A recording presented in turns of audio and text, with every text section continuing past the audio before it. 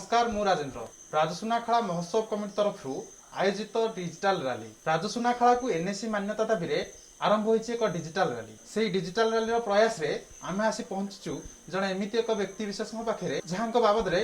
टिके दिधाड़ी अटकी न कहले बोधे अधूरा रही ए कथा से जने एमिति व्यक्तित्व नयागढ़ जिला 22 नंबर जिला परिषद जोन राजसुनाखेला जने अप्रतिद्वंदी नेता तथा जने राजसुनाखेला को निजर हाथ में एक विकसित समृद्धिशाली करी गढ़ी तोड़ार जो स्वप्न देखी से आउ कहीं नुह आमर अति प्रिय गिरिजाकांत महापात्र स्वागत करुच्ची राजसुनाखेला महोत्सव कमिटी तरफ आयोजित डिजिटल रैली को ये गोटे प्रयास जो जारी होती महोत्सव कमिटी तरफ एक स्वागत योग्य पदक्षेप एवं निश्चित भाव में राज्य सरकार तरफ अवहेला होती एवं राजसुनाखेला ठू आहुरी निम्न धरणर एक जगह को राज्य सरकार विज्ञापित अंचल परिषद विज्ञप्ति करते एपर्यंत कौन निष्पत्ति नहीं नाहांती ता दुर्भाग्यजनक गत विधानसभा मंत्री उत्तर जो 27टी रूपरेख दवाई अच्छा पौरांचल परिषद करने विज्ञापित अंचल परिषद करने ता भितर राजसुनाखेला नथिबा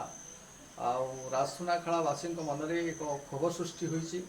राजसुनाखेला एभली एक जगह सारा ओडिशा रे एक व्यावसायिक जगह एवं यार एक भित्तिभूमि अच्छी गोटे सुंदर विज्ञापित अंचल परिषद हाँपाई जे दरकार पड़े सरकार अनुदान बिना एठी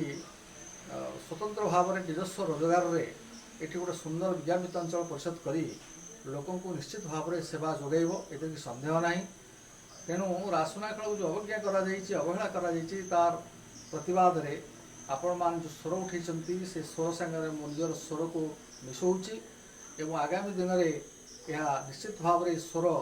राज्य सरकार पाखे पहुँचो एवं राज्य सरकार निश्चित भाव में ये बाबद एक विज्ञप्ति जारी करेंगे राजसुनाखेलार एनएसी मान्यता देवे एवं राजसुनाखेला जनसाधारण निश्चित भाव में एक स्वागत करेंगे मुझे आशा रखिकी आपण मान साधु उद्यम को प्रशंसा करुच्ची महापात्र जे राजसुनाखेला को एनएसी मान्यता निहाती मिलवा आवश्यक एवं साधारण रे जो चर्चा होची जे कहीं राजसुनाखेला को एनएसी मान्यता मिलला नहीं तार केबे अंत घटिबो आ राजसुनाखेलावासी निजर हक पई आगु कौन प्रयास करिवे ताहा देखिबा को बाकी रहिला। नमस्कार।